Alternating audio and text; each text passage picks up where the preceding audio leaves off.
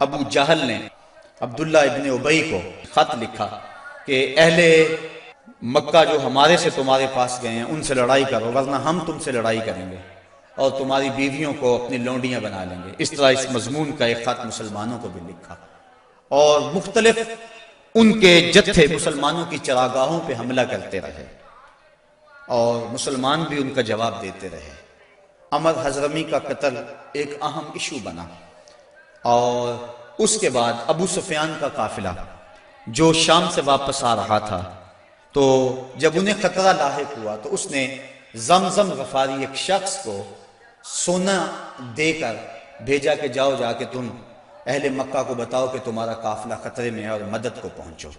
یہ ادھر سے چل پڑا، ادھر حضور کی پھپھی حضرت عاتقہ سلام اللہ علیہا کو خواب آیا کہ ایک سوار اونچی پہاڑی پہ چڑھ کے کہہ رہا ہے کہ اے اہل غدر، اپنی قتل گاہوں کو 3 دن کے اندر اندر دوڑو۔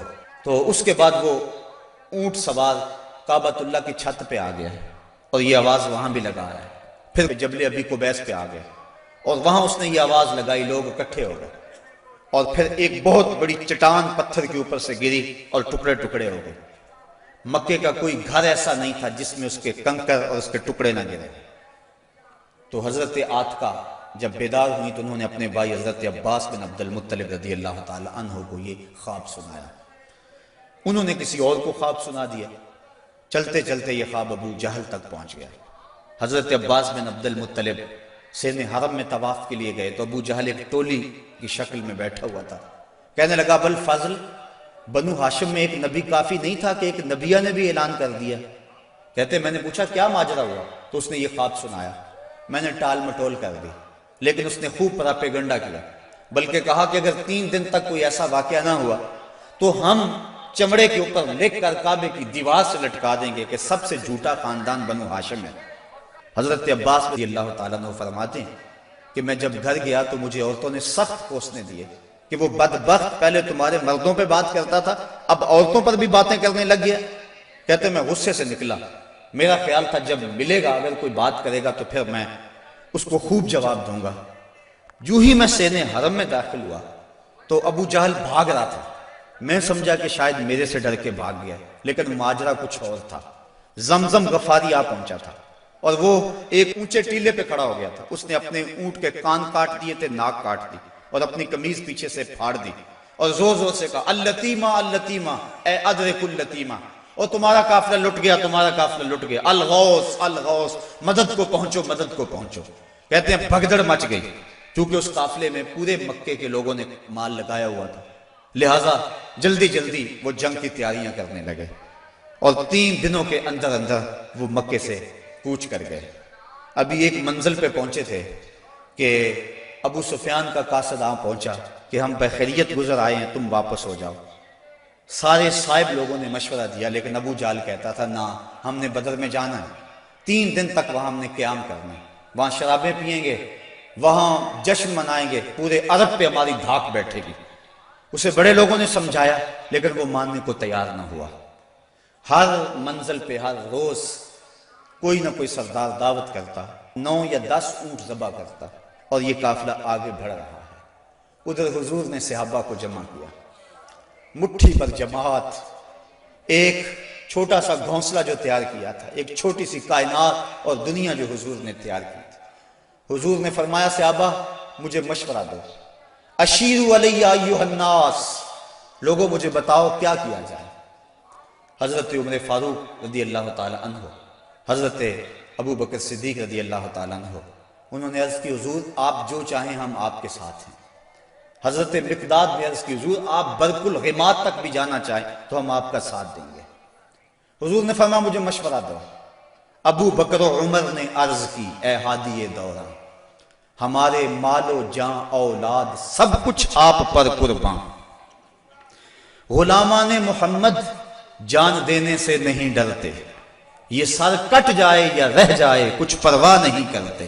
اٹھے مقداد، عرض کی اے سرور عالم، نہیں ہیں قوم موسیٰ کی طرح کہہ دینے والے ہم، ہمارا فخر یہ ہے ہم غلامان محمد ہیں۔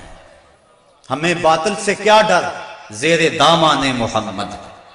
حضور علیہ السلام نے پھر فرمایا شیرو علیہ ایہا الناس، لوگو مجھے مشورہ دو۔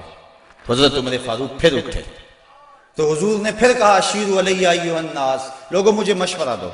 تو حضرت سعد بن معاذ اٹھے، عرض کی شاید حضور کی مراد انصار سے ہے، ادب سے عرض کی انصار ہیں ہم یا رسول اللہ، غلامان شہ ابرار ہیں ہم یا رسول اللہ، اگر ارشاد ہو بحر فنا میں کود جائیں ہم، ہلاکت خیز گرداب بلا میں کود جائیں ہم، نبی کا حکم ہو تو پھاند جائیں ہم سمندر میں، جہاں کو محو کر دیں نعرہ اللہ اکبر میں۔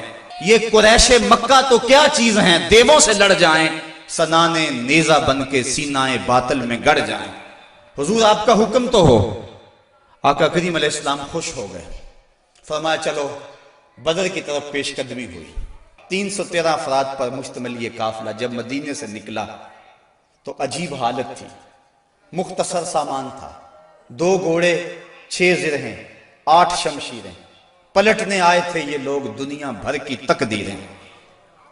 مسلمان جب نکلے نا تو ان کے پاس تلواریں بھی 8 تھیں، اور وہ بھی مورخین لکھتے ہیں سلامت نہیں تھی، کسی کا دستہ ٹوٹا ہوا تھا، کسی کی نوک نہیں تھی، کوئی زہر میں بجھنے والی تھی، اور 2 گھوڑے تھے، 70 اونٹ تھے، اور 6 زریں تھی۔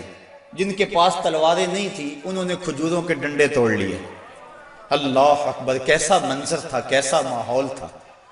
یہ لشکر ساری دنیا سے انوکھا تھا، نرالا تھا، کہ اس لشکر کا افسر کالی کملی والا تھا۔ عجیب رنگ تھا اس لشکر کا، چشم فلک نے کبھی ایسا منظر نہیں دیکھا ہوگا۔ فاقہ مست لوگ جن کے بدن پہ پورے کپڑے بھی نہیں ہیں، اور دنیا کی اس وقت کی بڑی طاقت سے ٹکر لینے کے لیے پورے جذبوں کی فراوانی سے جب مدینے سے باہر نکلے تو یہودی اپنی دکانوں پہ بیٹھے ہوئے تھے۔ انہیں دیکھ کر کہنے لگے مسلمانوں تمہارے پاس نہ کوئی اسلحہ، نہ کوئی نیزے، نہ کوئی بھالے، نہ کوئی خنجر، نہ تیغ و تبر، تم کس راستے پہ جا رہے ہو؟ آلات حرب و ضرب تو تمہارے پاس ہے نہیں۔ تو مسلمانوں نے حضور کی طرف اشارہ کر کے کہا نہ تیغ و تیر پر تکیہ، نہ خنجر پر، نہ بھالے پر، بھروسہ ہے تو اس سادی سی کالی کملی والے پر۔ ہمارا تو آسرا حضور کی ذات ہے، ہم تو حضور کے سہارے جا رہے ہیں، بنا کر اپنے سینوں کی سپر آیات قرآن کو، بظاہر چند تن کے روکنے نکلے تھے طوفان کو۔ یہ چند لوگ میدان کی طرف بڑھ رہے تھے، حضور علیہ السلام نے 3 اشخاص کے لیے 1 اونٹ مقرر کر دیا کہ باری باری سوار ہوں گے، اور اپنے لیے حضور نے 1 اونٹ تنہا مقرر نہیں کیا بلکہ اپنے ساتھ بھی 2 سوار مقرر کیے، حضرت ابو لبابہ اور حضرت علی المرتضیٰ رضی اللہ تعالی عنہما۔ اور خود حضرت علی المرتضیٰ اور حضرت ابو لبابہ نے عرض کی حضور ہم اپنی باریاں چھوڑتے ہیں، آپ سوار ہیں۔ فرمایا نہ تو تم میرے سے طاقتور ہو کہ تم چل سکتے ہو پیدل، میں نہیں چلتا، اور نہ مجھے ثواب سے بے نیازی ہے کہ ثواب تمہیں چاہیے مجھے نہیں چاہیے۔ فرمایا اپنی باری پہ تم سوار ہوگے، اپنی باری پہ میں سوار ہوں گا۔ محبت کے جوش میں یہ قافلہ آگے جا رہا ہے، عجیب حالت ہے، فاقہ مست ہیں، کھجور کو چوس کے روزہ رکھتے ہیں، اسی کو چوس کے افطار کر لیتے ہیں۔ راستے کے اندر ایک جگہ آئی مرج الزبیہ، وہاں ایک چرواہا بکریاں چرا رہا تھا۔ ایک صحابی نے کہا سلم علی رسول اللہ صلی اللہ علیہ وسلم، یہ حضور ہے انہیں سلام کرو۔ وہ کہنے لگا میں تو نہیں سلام کرتا، میں تو سلام تب کروں گا اگر یہ بتائیں میری اونٹنی کے پیٹ میں کیا ہے۔ حضرت سلمہ بن سلامہ 9 خیز عمر ہے، چڑھتی جوانی ہے، انہوں نے اس کے پاس جا کر کہا یہ بات تو حضور سے پوچھتا ہے، یہ تو حضور کے غلام سے پوچھ لے وہ بھی بتا دے گا۔ فرمایا نزوت علیہا وفی بطنہا من کا سخلا، حضور نے فرمایا بس کرو تم نے تو اس کو رسوائی کر دیا ہے۔ تو حضور آگے بڑھے۔ اب جب حضور وہاں پہنچے تو کافروں نے پہلے ہی اونچی جگہ پہ پتھریلے علاقے میں پڑاؤ ڈال لیا ہوا تھا، وہاں انہوں نے اپنے خیمے گاڑ لیے تھے، اور جس سمت حضور تھے یہ علاقہ نشیبی تھا اور ریت تھی، چلتے ہوئے پاؤں دھنستے تھے اور چلنا مشکل ہو رہا تھا، سخت گرمی، 17 رمضان۔ حضور علیہ السلام وہاں پہنچے، حضرت سعد نے عرض کی حضور اگر تو اللہ کا حکم ہے یہاں خیمے گاڑنے کا تو میں کچھ نہیں عرض کروں گا، لیکن اگر آپ رائے لینا چاہیں تو میرا خیال ہے ان کنوؤں کے آگے ہم اپنے خیمے نصب کر لیں تاکہ یہ کنویں ہماری پشت پہ چلے جائیں، اور ان کنوؤں کو پاٹ دیں، بند کر دیں۔ تھوڑا تھوڑا پانی تھا کنووں میں اور وہ بھی بہت نیچے۔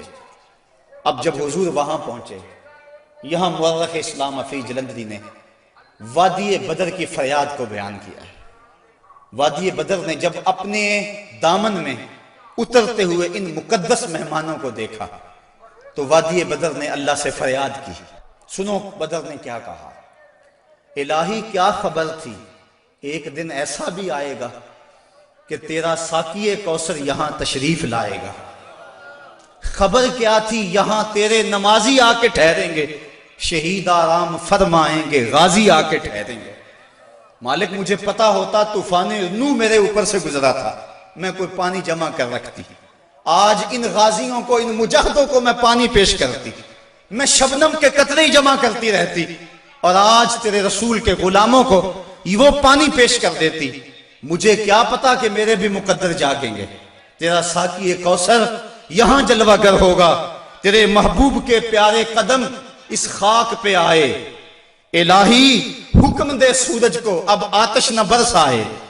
میرے مالک سورج کو کہہ دے اب یہ تو نہ آگ برسائے، تیرے محبوب کے قدم اس دھرتی پہ آگے ہیں، اور میرے دامن سے جب تیرے محبوب کے غلاموں کو ہوائے گرم آئے گی تو مجھ کو رحمت للعالمین سے شرم آئے گی۔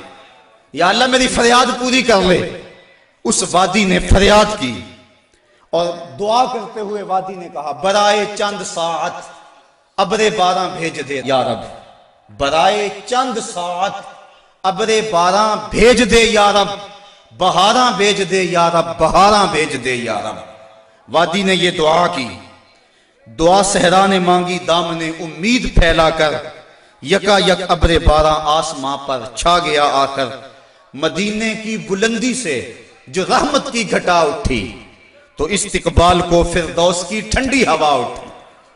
عجیب منظر بن گیا، اچانک بارش برسنا شروع ہو گئی اور یہ نشیبی علاقے کے اندر جو ریت تھی وہ جم گئی اور حوض پانی سے بھر گیا، اوپر کیچڑ ہو گیا، وہ چلتے ہیں تو ان کے پاؤں پھسلتے ہیں اور یہاں پاؤں جمنے لگے۔ یہ اللہ کی پہلی مدد تھی جو بدر میں مسلمانوں کو پہنچی۔ رات ہوئی، کفار نے عیش و نشاط کی بزم سجائی، لونڈیاں ساتھ آئی تھیں اور گانے والی عورتیں ساتھ تھی جو گا گا کے ان کو داد عیش دیتی تھی، شرابوں کے جام لنڈائے جانے لگے۔ ادھر فاقہ مستوں کی یہ مٹھی بھر جماعت، حضور کے لیے مسجد عریش بنائی گئی، ایک چھپر تیار کیا گیا۔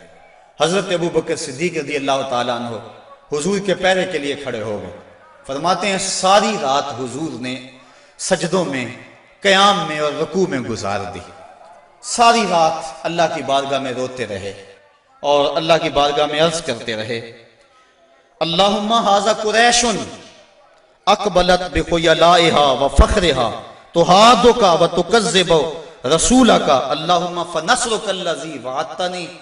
اے اللہ یہ قریش بڑے فخر سے آئے ہیں، تجھے بھی جھٹلاتے ہیں، تیرے رسول کی بھی تکذیب کرتے ہیں، میرے مالک جو میرے سے وعدہ کیا ہے وہ وعدہ پورا کر دے۔ حضرت ابوبکر صدیق رضی اللہ تعالیٰ عنہ فرماتے ہیں حضور کی چادر انور سر سے سرک کے کندھوں پہ آ جاتی اور کندھوں سے سرک کے حضور کی کمر پہ آ جاتی، اور میں حضور کی چادر دوبارہ سر پہ دیتا اور عرض کرتا بس کرو یا رسول اللہ، بس کرو، اللہ کی مدد آ جائے گی، بس کرو۔ لیکن حضور بار بار کہتے یا حیو یا قیوم، یا حیو یا قیوم۔ ساری رات حضور نے دعاؤں میں گزار دی۔ جب سحری کا وقت ہوا، نماز ہوئی، حضور نے لوگوں کو کہا لوگوں صفیں سیدھی کر لو۔ حضور نے ہاتھ میں چھڑی یا کوئی تیر پکڑا ہوا ہے اور لوگوں کو کہا کہ صفیں سیدھی کرو۔ حضرت سواد رضی اللہ تعالی عنہ ایک صحابی تھے، وہ سب سے تھوڑا سا آگے بڑھ گئے۔ حضور نے وہ چھڑی سے ان کے پیٹ میں ٹھوکر دی کہ استوے یا سواد، سواد سیدھے ہو جاؤ۔ تو حضرت سواد سیدھے ہو گئے، ساتھ ہی عرض کرنے لگے حضور مجھے اس کی بڑی تکلیف ہوئی ہے، درد ہوا ہے، میں آپ سے بدلہ چاہتا ہوں، قصاص مانگتا ہوں۔ سارے صحابہ ان کے کان کھڑے ہو گئے، اس حالت میں یہ کیا کہہ رہا ہے؟ حضور نے فرمایا اچھا بدلہ لے لے۔ عرض کی حضور جب آپ نے مجھے چھڑی ماری تھی تو میرا پیٹ برہنہ تھا۔ حضور نے زرہ کے بند کھول دیے اور پیٹ ننگا کر دیا. حضرت سواد نے جب حضور کے چمکتے ہوئے بطن کو دیکھا فقبل بطنہ، تو چمٹ گئے اور حضور کے پیٹ کو چومنے لگے. حضور نے فرمایا سواد تجھے اس چیز پہ کس نے ابھارا؟ عرض کی حضور منظر آپ کے سامنے ہے، میں اس لیے یہ کام کیا ہے کہ آخری وقت میرا بطن آپ کے بطن سے چھو جائے. اللہ کے محبوب علیہ السلام نے صفوں کو سیدھا فرمایا اور پھر جا کے حضور نے سجدے میں سر رکھ دیا اور پھر حضور نے ایک ایسی دعا مانگی، آج تک ایسی دعا کسی نے نہیں مانگی ہوگی. بڑی ناز والی دعا، بڑی انداز والی دعا.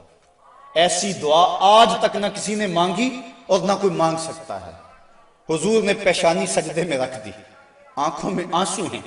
یہ فاقہ مست لوگ کتاروں میں کھڑے ہیں، ادھر کفار شرابوں کے نشوں میں دھت للکار رہے ہیں، حل میں مبارزن، آؤ ہمارے مقابلے میں.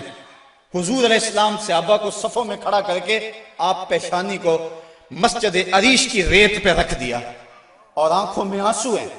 اور حضور نے جو دعا کی لفظ سنی، کہا یا رب ان تہلک ہذہ العصابہ لن تعبد فی الارض ابدا. میرے مالک میں نہیں کہتا ان کو بچا لے، لیکن دیکھ اس دھرتی پہ تیرا نام لینے والے یہی 313 ہیں. میرے مالک اگر یہ نہ رہے تو قیامت تک تجھے بھی رب کوئی نہیں کہے گا. بس یہی 313 ہیں، یہی تیرے نام لیوا ہیں. اگر اغیار نے ان کو جہاں سے محو کر ڈالا قیامت تک نہیں پھر کوئی تجھ کو پوجنے والا. الہی عہد لیلۃ المعراج پورا کر، محمد سے جو وعدہ ہو چکا ہے آج پورا کر. اللہم ان تہلک ہذہ العصابہ لن تعبد فی الارض ابدا. اے اللہ اگر یہ نہ رہے تو قیامت تک تجھے بھی رب کوئی نہیں کہے گا. یہ لفظ حضور کی زبان پہ تھے اور چادر سرک کے کندھوں پہ آ گئی، کندھوں سے سرک کے کمر پہ آ گئی. حضرت ابوبکر صدیق کہتے ہیں بس کرو یا رسول اللہ، حسبک یا رسول اللہ، حسبک اللہ یا رسول اللہ. حضور اللہ کافی ہے آپ کو.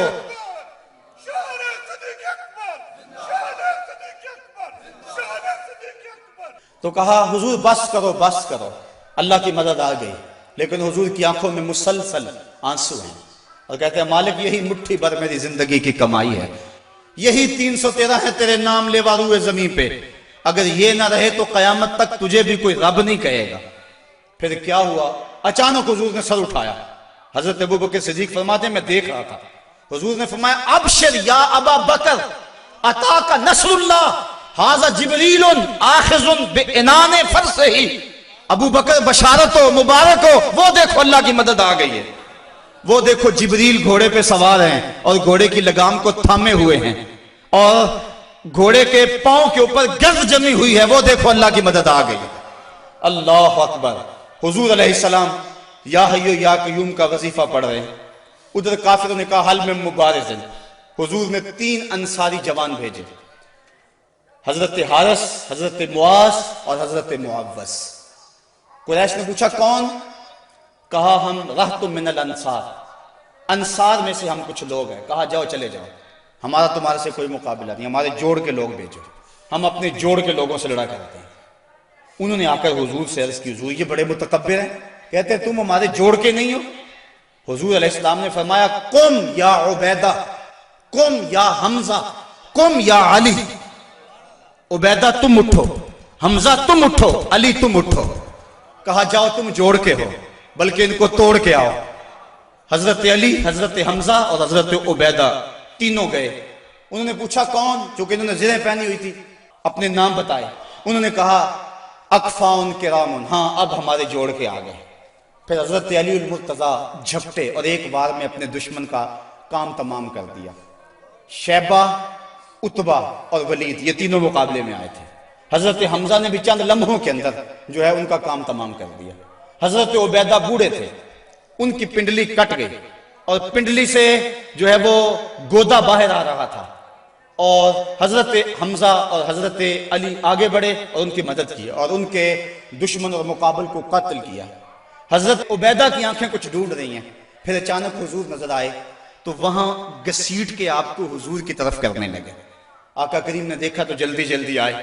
حضرت عبیدہ نے اپنا سر حضور کے قدموں پہ رکھ دیا اور کیا کہا حضور کیا میں شہید نہیں ہوں؟ تو حضور نے فرمایا اشہدو انکا شہید، میں گواہی دیتا ہوں تم پکے شہید ہو۔ پھر حضور کے قدموں پہ سر رکھا ہوا تھا کہ حضرت عبیدہ کی روح پرواز کر گئی، گر وقت اجل سر تیری چوکھٹ پہ دھرا ہو، جتنی ہو قضا ایک ہی سجدے میں ادا ہو، مزہ سردار مرندہ انج آؤندہ، میت یار دے بوئے تے پئی ہو دے۔ حضرت حارثہ رضی اللہ تعالیٰ عنہ ایک صحابی ہیں، ان کو تیر لگا، وہ شہید ہو گئے۔ ذرا منظر دیکھیے بدر کا۔ ان کی ماں کو پتا چلا میرا بیٹا شہید ہو گیا، وہ حضور کی خدمت میں حاضر ہو گئے اور عرض کرنے لگی حضور مجھے بتائیں کہ میرا بیٹا جنت میں گیا یا نہیں گیا، اگر وہ جنتی ہے تو پھر میں صبر کروں گی، نہیں تو میں بین کروں گی، واہ ویلا کروں گی۔ حضور علیہ السلام نے جو جواب دیا سنیے کیا خوبصورت جواب تھا۔ حضور نے فرمایا آوا حبلت یا امہ حارثہ، حارثہ کی امی تجھے کیا ہو گیا ہے؟ جنت ایک نہیں ہے، جنت اللہ نے کئی بنائی ہیں، اور انا ابنا کا اصحاب الفردوس الاعلی، اور تیرا بیٹا حارثہ جنت کے سب سے اونچے درجے فردوس میں ہے۔ تو جب اس نے یہ بات سنی نا تو وہ خوشی سے جھومنے لگی، اس نے کہا بخ بخ لکا یا حارثہ، حارثہ واہ واہ مبارک ہو تجھے، تو جنت کا راہی بن گیا ہے۔ اللہ اکبر۔ اب حضور علیہ السلام اسی چھپر میں بیٹھے ہیں۔ حضرت علی المرتضیٰ فرماتے ہیں میں جنگ کرتا اور کئی کافروں کو جہنم رسید کرتا، پھر مجھے شوق ہوتا میں حضور کے پاس جاتا اور میں دیکھتا حضور سجدے میں سر رکھا ہوا ہے اور کہتے ہیں یا حیو یا قیوم، یا حیو یا قیوم، یہ لفظ ہے حضور کی زبان پہ۔ میں 3 مرتبہ گیا اور تینوں مرتبہ جو ہے وہ حضور کی زبان پہ یہی لفظ تھے اور سر سجدے میں تھا۔ اس کے بعد پھر گمسان کا رن پڑا اور کافروں نے یک بارگی حملہ کر دیا۔ حضرت علی المرتضیٰ سے روایت ہے، فرماتے ہیں جب سب نے یک بارگی حملہ کیا نا تو ہم نے کیا دیکھا کہ حضور بھی اٹھ کے آ گئے۔ اللہ اکبر۔ فلک سہما ہوا تھا کافروں کی چیرہ دستی سے، زمین شک ہو رہی تھی غلبہ باطل پرستی سے، مگر جب کملی والا آ گیا اٹھ کر مسلح سے، خدائی ہو گئی محفوظ کافروں کے حلے سے، صدائے نعرہ تکبیر سے تھرا اٹھی وادی کہ امت کے ضعیفوں کی مدد کو آ گیا ہادی، نہتوں کو سہارا مل گیا دستے پیمبر سے، زمانہ گونج اٹھا نعرہ اللہ اکبر سے، فضا میں ہر سمت لہرا گیا اسلام کا جھنڈا، برائے اہل عالم امن کے پیغام کا جھنڈا۔ حضور مسلح سے اٹھ کر میدان میں آ گئے۔ فرماتے ہیں کہ میں نے دیکھا کہ کافروں پر سب سے بڑھ کر جو آگے حملہ کرتا تھا وہ اللہ کے رسول صلی اللہ علیہ وسلم۔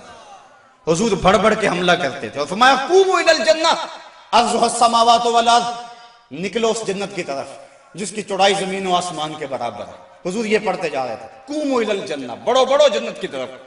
ایک صحابی تھے اللہ اکبر، وہ کہنے لگے بخن بخن یا رسول اللہ عرضها السماوات والارض، واہ واہ حضور کیا جنت کی چڑھائی زمین و آسمان کے برابر ہے؟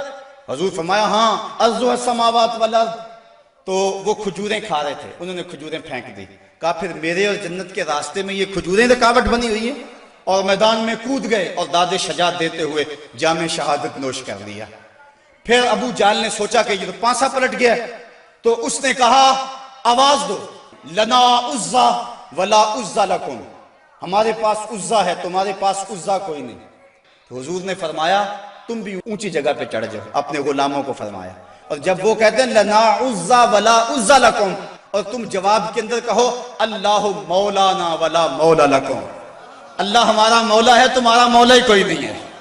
فرمایا یہ آواز دو، اب یہ آواز دی جا رہی، کیسا منظر ہے بدر کا، اللہ اکبر، حق اور باطل ٹکرا رہے ہیں۔ اللہ نے بھی اس دن کو یوم فرقان کہہ کے پکارا، حق اور باطل ٹکرا رہے ہیں۔ حضرت عبد الرحمن بن عوف رضی اللہ تعالیٰ عنہ فرماتے ہیں، عشرہ مبشرہ میں سے فرماتے ہیں میں کھڑا تھا کہ 2 لڑکے آ گئے، 9 عمر، کہنے لگے چچا ابو جہل کو جانتے ہیں؟ میں نے کہا بیٹا تم نے کیا کرنا ہے؟ کہنے لگے ہم نے قسم کھائی ہے یا مر جائیں گے یا ماریں گے، کیونکہ سنا ہے وہ حضور کو گالیاں دیتا ہے۔ میں نے کہا اس کے گرد تو بہت بڑا دستہ ہے ایک فوج کا۔ وہ کہنے لگے یہ دستہ اسرائیل کا راستہ نہیں روک سکتا۔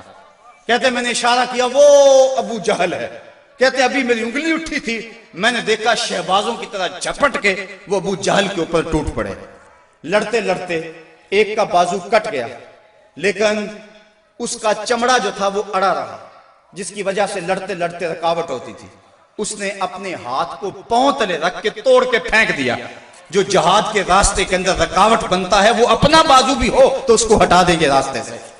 ابو جہل کی ٹانگیں کاٹی اور پھر دوڑے دوڑے حضور کے پاس آئے، ننھی ننھی تلواریں، چھوٹے چھوٹے بچے، معاذ اور محوذ افرا کے بیٹے، یہ دونوں حضور کے پاس آئے اور کہنے لگے حضور، ایک نے کہا حضور ہم نے ابو جہل کو قتل کیا ہے، دوسرا کہنے لگا نہیں نہیں حضور میں نے قتل کیا ہے۔ یہ آپس کے اندر میٹھی لڑائی لڑنے لگے۔ حضور فرمانے لگے تم نے تلواروں کو دھویا تو نہیں ابھی؟ کہا نہیں حضور۔ فرمایا لاؤ اپنی تلواریں۔ تو جب تلواریں لائی گئی تو دونوں کو خون لگا ہوا تھا۔ حضور نے فرمایا کلاکما قتلہ، تم دونوں نے مل کر اسے قتل کیا۔ تو یہ غزوہ جاری تھا اور کافر کٹ کٹ کے گر رہے تھے اور اللہ تعالیٰ نے اسلام کو فتح دی۔ 70 کافر مارے گئے، 70 کافر موقع پہ قتل ہو گئے، 70 افراد کو گرفتار کر لیا گیا، باقی دم دبا کے بھاگ گئے۔ اور سخت سراسیمگی کا عالم تھا، نعرے تکبیر کے لگ رہے ہیں، صحابہ حضور کو دیکھتے ہیں اور میدان جنگ کے اندر کود پڑتے ہیں۔ آواز آتی ہے اقدم ہیزوم، ہیزوم آگے بڑھو۔ صحابہ نے عرض کی حضور یہ ہیزوم کون ہے؟ اور آواز دینے والا بھی نظر نہیں آتا۔ فرمایا یہ جبریل کی آواز ہے، اور ہیزوم جبریل کے گھوڑے کا نام ہے۔ وہ اپنے گھوڑے کو کہتا ہے تو بھی آگے ہو جا۔ شانہ بشانہ مسلمانوں کے جبریل بھی لڑ رہا تھا، وہ بھی جہاد میں تھا۔ اللہ اکبر۔ اللہ نے اسلام کی فتح کی، اسلام کو کامیابی دی۔ اللہ کے محبوب علیہ السلام نے اللہ کا شکر ادا کیا اور لڑتے لڑتے کئی مناظر آئے۔ حضرت عکاشہ کی تلوار ٹوٹ گئی تو وہ حضور کی خدمت میں حاضر ہوئے، حضور تلوار ٹوٹ گئی ہے، تو حضور کے ہاتھ میں ایک ڈنڈا تھا وہی اس کو دے دیا۔ فرمایا قاتل بہذا یا عکاشہ، عکاشہ اس کے ساتھ لڑو۔ کہتے ہیں جب یوں لہرایا تو وہ لوہے کی تلوار بن گئی اور ساری زندگی حضرت عکاشہ کے ساتھ وہ تلوار رہی۔ حضرت قتادہ کہتے ہیں کہ میرے یہاں تیر لگا آنکھ کے قریب اور آنکھ کا ڈیلا باہر آ گیا۔ میں حضور کی خدمت میں حاضر ہوا، حضور نے اپنا لعاب لگایا اور جہاں وہ ڈیلا تھا وہیں رکھ دیا۔ وَقَانَ لَا يَدْرِي أَيُّ عَيْنَيْهِ أُصِيبَتْ، حضرت قتادہ کو پتہ نہیں چلتا تھا کہ آنکھ خراب کون سی ہوئی تھی، یعنی دونوں کی روشنی ایک جیسی تھی اور کوئی نشان بھی باقی نہیں رہا تھا۔ یہ حضور کے لعاب کی برکتیں تھیں۔ اللہ نے اسلام کو فتح دے دی۔ حضور علیہ السلام 3 دن وہاں قیام فرمایا۔ قیام فرمانے کے بعد حضور وہاں چلے، راستے میں ایک جگہ پہ حضور نے پڑاؤ کیا تو جبریل آ گئے اور جبریل نے کہا رضیتا یا رسول اللہ، حضور آپ راضی ہوئے ہیں کہ نہیں ہوئے ہیں؟ حضور نے فرمایا میں راضی ہو گیا ہوں۔ کہا مجھے اللہ نے کہا ہے کہ میرے محبوب سے پوچھ کر آنا ہے، اگر اجازت دے تو آنا ہے، تو میں اجازت چاہتا ہوں۔ حضور فرمایا چلے جاؤ۔ حضور نے حضرت عبداللہ بن رواحہ اور حضرت زید بن حارثہ رضی اللہ تعالی عنہما کو کہا تم ذرا آگے چلے جاؤ اور اہل مدینہ کو خبر دو کہ اللہ نے اسلام کی فتح عطا فرمائی۔ یہ آگے آگے چلے گئے، حضرت عبداللہ ابن رواحہ اور حضرت زید بن حارثہ، اور جا کے لوگوں کو کہا لوگوں مجدہ باد، مبارک ہو، ابو جہل قتل ہو گیا، امیہ قتل ہو گیا، ولید قتل ہو گیا، عتبہ قتل ہو گیا، شیبہ قتل ہو گیا، ابو البختری قتل کر دیا گیا، ان کے بڑے بڑے سردار قتل کر دیے گئے۔ اللہ نے اسلام کو فتح دے دی۔ 70 ان کے قتل ہوئے اور 14 مسلمانوں کے شہید ہوئے، 13 موقع پہ اور 1 راستے میں۔ اب منافق تو کہہ رہے تھے اتنی بڑی قوم سے ٹکرانا یہ ان کے پاس کی بات ہی نہیں ہے، ان کے پاس تو کھجوروں کے ڈنڈے تھے، تلواریں بھی کن تھی، یہ کیسے لڑے ہوں گے؟ وہ کہنے لگے غلط کہتے ہو، غلط کہتے ہو، تمہاری عقل کو کچھ ہو گیا ہوا ہے۔ بلکہ ایک منافق نے کہا کہ زید بن حارثہ جس اونٹ پہ سوار ہیں وہ تو حضور کا ہے، اس کا مطلب ہے کہ حضور نہیں ہے، یہ ان کے اونٹ پہ بیٹھا ہوا ہے۔ حضرت اسامہ بن زید کہتے ہیں کافروں نے اتنا پراپیگنڈا کیا منافقوں نے کہ مجھے بھی شک ہو گیا۔ میں نے اپنے باپ سے پوچھا کہ ابا جی واقعی مسلمانوں کو پتہ ہوئی ہے؟ تو میرے باپ نے کہا بیٹا کیا کہتے ہو، اللہ نے اسلام کے جھنڈے گاڑ دیے ہیں۔ اللہ اکبر۔ حضرت عاصم بن عدی کہتے ہیں میں نے حضرت عبداللہ ابن رواحہ کو ایک طرف کیا، میں نے کہا احقن ما تقول یا ابن رواحہ، اے رواحہ کے بیٹے جو تم کہتے ہو حق کہتے ہو؟ انہوں نے کہا ای واللہ، اللہ کی قسم ایسا ہی ہوا ہے، ایسا ہی ہوا ہے۔ کافر بھاگ گئے، اللہ نے اسلام کو فتح دے دی۔ کہتے ہیں کہ جب انہوں نے یہ گواہیاں دی تو جو بچے تھے نا مدینے میں وہ باہر گلیوں میں نکل آئے اور اونچی اونچی آواز کیا لگاتے تھے؟ وہ کہتے تھے قتل ابو جہل الفاسق، وہ فاسق ابو جہل قتل کر دیا گیا، قتل کر دیا گیا۔ اور اب وہ تیاریاں کرنے لگے حضور کے استقبال کی۔ آقا کریم جب تشریف لائے وہ منظر مدینے کا دوبارہ تازہ ہو گیا۔ اور آج میں اس کو مختلف کتب سید سے پڑھ رہا تھا. کیسا وہ خوبصورت منظر کہ جب حضور تشریف لائے، حضور کے چہرے پہ طمانیت کا نور تھا، چہرہ چمک رہا تھا. اور جب حضور نے قدم مدینے میں رکھے تو بنو نجار کی وہی بچیاں دف لے کر آ گئی اور انہوں نے چھتوں کے اوپر چڑھ کر وہی گیت جب حضور آئے تھے تو گایا تھا.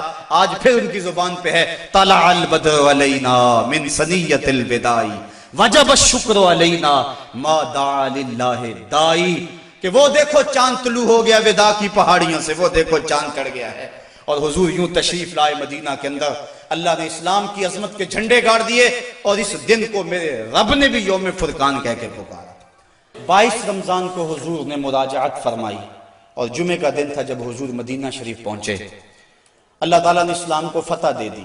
مٹھی بھر جماعت، 313 افراد، اور ان کے بدن کے اوپر چیتھڑے تھے. بلکہ عمیر بن وہب، یہ ابو جہل کا جاسوس تھا، اس نے کہا جا مسلمانوں کی تعداد دیکھ کر آ کتنی ہے. عمیر بن وہب جب واپس پلٹا تو اس نے اطلاع دی کہ میں نے خوب وادیاں ٹیلے دیکھے ہیں، کمک بھی پیچھے موجود نہیں، وہ صرف 3 اونٹ کھا سکیں گے، یعنی صرف ان کی اتنی تعداد ہے. ابو جہل کہنے لگا پھر تو 300 کے آگے پیچھے. کہا ہاں. کہا ان کے پاس اسلحے بھی بڑے تھوڑے، بدن پہ جو کپڑے ہیں ان کو پیوند لگے ہوئے، پیٹ بھی ان کے کمر سے جڑے ہوئے. ابو جہل نے صنادید قریش کو اپنے خیمے میں بلا لیا. کہا سنتے ہو عمیر کی رپورٹ، کل لڑائی کی نوبت نہیں آئے گی، رسیاں اکٹھی کرو اور انہیں جکڑ جکڑ کے اونٹوں کی پشتوں سے باندھنا اور پھر جا کے حرم کی دیواروں سے باندھنا، لوگوں کو تماشا دکھانا کہ یہ نئے دین کے دعوے دار تھے. جب صنادید قریش کو بلا کر یہ رعونت بری بات ابو جہل نے کہی تو عمیر جو مسلمانوں کو دے کر آیا تھا اس نے جو جملہ کہا وہ سنیے. اس نے کہا وَلَٰكِنْ رَأَيْتُ يَا مَعْشَرَ قُرَيْشٍ الْبَلَايَا تَحْمِلُ الْمَنَايَا، اے قریش کے سردارو تکبر میں نہ آؤ، میں نے اپنی ان آنکھوں سے دیکھا ہے کہ یثرب کی اونٹنیاں اپنی پشتوں پہ نری موتیں اٹھا کے لے آئی، اور تم کہتے ہو رسیاں اکٹھی کرو. میرا مشورہ مانگتے ہو تو رات کی تاریکی میں بھاگ سکتے ہو تو بھاگ جاؤ. اس قوم سے لڑنا تمہارے بس کا روگ نہیں ہے جو مرنے کے لیے آئی ہے، اور میں نے زخمی سانپوں کی طرح انہیں پیچ و تاب کھاتے ہوئے دیکھا ہے. واللہ کل ان میں سے کوئی مرے گا نہیں جب تک تم میں سے ایک ایک کو لڑ نہیں جاتا، اور اگر اتنے لوگ تمہارے مر جائیں تو پھر افسوس ہے تمہارے جینے پر. تم کہتے ہو رسیاں اکٹھی کرو، میرا مشورہ مانو تو رات کی تاریکی میں بھاگ جاؤ. اس قوم سے لڑنا تمہارے بس کا روگ نہیں. پھر اگلے دن میرے رب نے بھی اس دن کو یوم فرقان کہہ کے پکارا. ہم جب 313 تھے تو جبر کے خلاف یوں کھڑے ہوئے اور ظلم کا سر بھی توڑا اور فخر بھی توڑا. آج دنیا کے اوپر 1 ارب 40 کروڑ انسان درماندہ، خستہ اور بدحال ہیں. آج حال یہ ہے کابل سے کندھار تک، قلعہ جنگی سے دشت لیلہ تک، تورا بورا سے تکریت تک، موصل سے بغداد تک، جاوا کے ساحل سے رباط کے کوچہ و بازار تک، نیل سے کاشغر تک، القدس سے کشمیر تک، دریائے آمو کی لہروں سے ڈل جھیل کے کناروں تک، ہر سمت کفر دندنا رہا ہے اور ہم دفاعی پوزیشن میں بھی نہیں رہے. پچھلے دن 4 میزائلوں سے ہمارے وطن کی آبرو پہ حملہ ہوا، اور کتنی بدقسمتی ہے ہمارے ملک کے وزیر اعظم نے کہا کہ ہم امریکہ سے مقابلہ نہیں کر سکتے.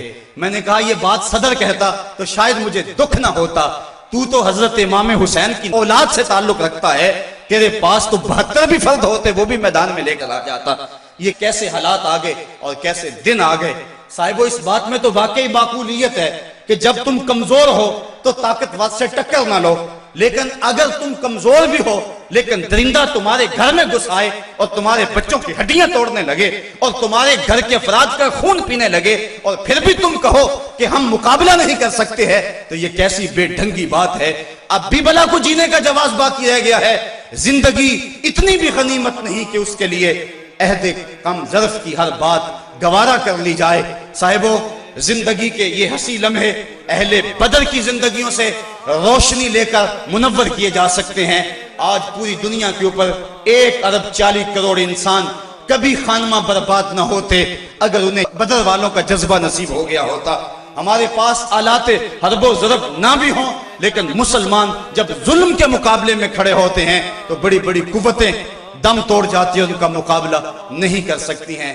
آج ہماری بدبختی اور ہماری رسوائی کا سامان اس لیے پیدا ہوا ہمارے پاس اسلحے بھی موجود ہیں، ایٹمی صلاحیت سے بھی ہم مالا مال ہیں، نہیں ہے تو جذبہ بدر ہمارے پاس نہیں ہے، فضائے بدر پیدا کر، فرشتے تیری نصرت کو اتر سکتے ہیں گردوں سے قطار اندر، کتاب